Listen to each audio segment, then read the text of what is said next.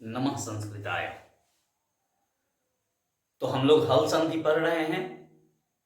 हल संधि में हम लोगों ने पढ़ा झलाम जसवंते, अर्थात झल प्रत्याहार के बाद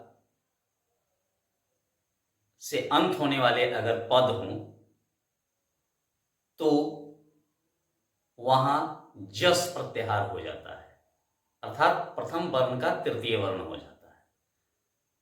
फिर हम लोगों ने समह सूटी को पढ़ा और आज आप लोग देख रहे होंगे कि हाँ मैंने लिखा है यड़ो अनुनासिके अनुनासिको वा, अर्थात अर्थ होगा इसकी अगर बात की जाए व्याख्या की तो कहता है कि किसी वर्ग के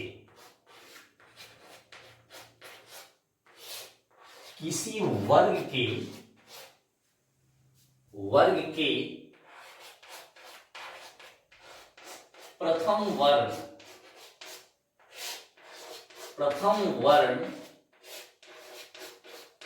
के बाद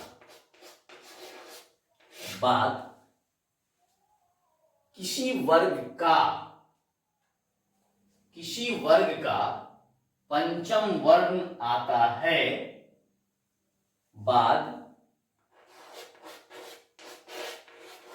किसी वर्ग का पंचम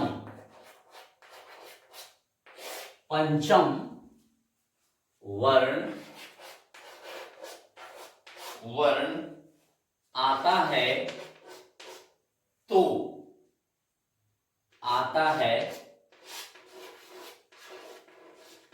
तो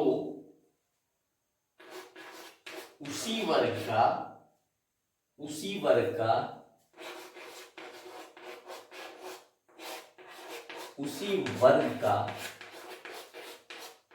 तृतीय या पंचम वर्ण हो जाता है। वर्ण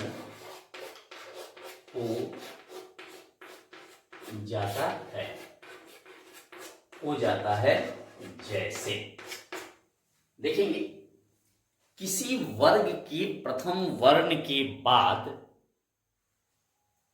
किसी वर्ग का पंचम वर्ण आता है तो उसी वर्ग का तृतीय या पंचम वर्ण हो जाता है। कहता है पहले यहां से देखें किसी वर्ग का के प्रथम वर्ण का मतलब क च ज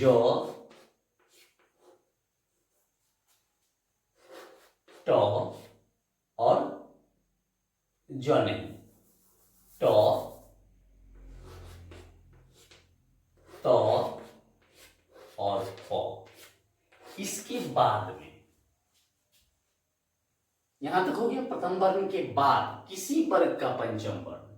किसी वर्ग का पंचम वर्ण का मतलब अंग, य, और न और म आएगा तो हमको क्या करना है, तो इसी वर्ग का अगर क होगा तो क के लिए हमको ग लिखना होगा या अंग लिखना पड़ेगा। च के लिए हमें ज लिखना पड़ेगा या य लिखना पड़ेगा। ट के लिए ड लिखना पड़ेगा या हमें अड़ लिखना पड़ेगा। द या न और ब या म, यही सूत्र। यानी वर्ग के प्रथम वर्ण के बाद अगर ये पांचवा वर्ण आ जाए तो इसके लिए, इस प्रथम वर्ण के लिए हम चाहे तो इसका तीसरा लिख सकते हैं और चाहे तो पांचवा लिख सकते हैं, दोनों सही होगा। एक छोटा सा जो बार बार आप लोग अनुवाद बनाते हैं उसको केवल मैं बताता हूं तो ज्यादा समझ में आ जाएगा। जैसे कि देखेंगे जगत जोड़ नाथ, मैंने इसको इसलिए बताया ताकि आप इसको आसानी से समझ जाएंगे। वर्ग का प्रथम वर्ण है, वर्ग का प्रथम वर्ण है, इसके बाद किसी वर्ग का पांचवा अक्षर है, पांचवा है, तो क्या करेंगे, इसकी जगह पर तीसरा लिख देंगे या पांचवा लिख देंगे। तो हम त को चाहे तो द भी लिख दें, रहने दीजिए, इसको द भी लिख सकते हैं और न भी लिख सकते हैं। कैसे होगा, तो अब ये हो जाएगा ज ग द, इधर नाथ जगन्नाथ, या ज ग, और इसका न भी हो सकता है, क्योंकि अर्ध है इसलिए अर्ध लिख देंगे जगन्नाथ। यह दोनों सही है। इस सूत्र के आधार पर जगन्नाथ भी लिख सकते हैं और जगन्नाथ भी लिख सकते हैं, दोनों सही है। लेकिन प्रायः हम लोग करते क्या है कि हम पांचवें वर्ण को ही लिखते हैं, ये चलन में ज्यादा आ गया, जबकि विद्वान लोग जो हैं जगन्नाथ लिख देते हैं और हम नहीं समझ पाते। एक छोटा सा और आपको बताते हैं, उन्नति, उन्नति, देखिए यहां तो है, वर्ग का प्रथम वर्ण है और इसके बाद पांचवा वर्ण है, तो तो का दो हो जाएगा, तो उ दो नति, या उ नति। मैंने पहले ही बताया कि हम लोग नौ का प्रयोग, पंचम वर्ण का प्रयोग ज्यादातर करते हैं, लेकिन अगर हम तृतीय वर्ण का प्रयोग करते हैं तो हम गलत नहीं हैं, हम सही हैं। इसलिए हमेशा हम लोग को यह ध्यान रखना चाहिए कि सूत्र के अनुसार अगर हम व्यवहार में लाते हैं शब्दों को, तो वह हमारी विशेषता को, हमारी विद्वता को प्रकाशित करता है। जगन्नाथ अगर कहीं लिखिएगा तो हो सकता है कि कुछ अल्पज्ञ कहेंगे कि ना अशुद्ध है, तो वहां आप उन्हें समझाएंगे यरो अनुनासिक, अनुनासिके वा सूत्र जो है उससे वर्ग का प्रथम वर्ण की जगह तृतीय या पंचम दोनों होता है। चलिए अब हम लोग ऐसे ही दूसरे सूत्र को देखते हैं, दूसरे वर्णों से देखते हैं। अभी तो हम लोगों ने तो से देखा, लेकिन तो के बाद में जो वर्ण हमारे आते हैं उसको हम लोग देखने का प्रयास करेंगे, समझने का प्रयास करते हैं। तो अब होगा हमारा